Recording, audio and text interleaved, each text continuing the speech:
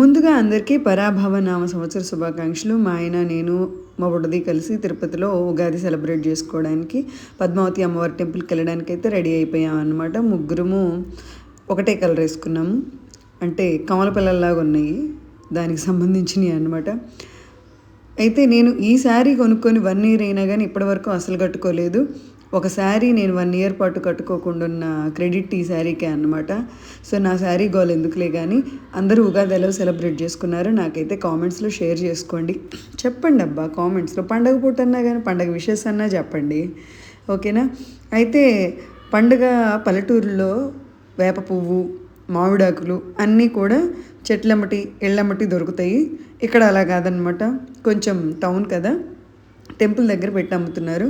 అమ్మవారి దర్శనం చక్కగా అయిందనమాట. అమ్మవారు అలా ముచ్చటగా చక్కగా కూర్చొని నేనున్నాను మీకెందుకు అని అన్న ధైర్యము అభయము ఇచ్చిద్ది అనమాట. నేనైతే దర్శనం చేసుకున్నాక 4-5 ఫోటోలు దిగి చలో అని చెప్పేసి అలా వచ్చేసి ఇలా వెళ్ళిపోయామన్నమాట. మా సార్కి కొంచెం పని ఉండబట్టి నా కోసం వచ్చాడు పాపం. ఇంతే ఈ వీడియో, బాయ్.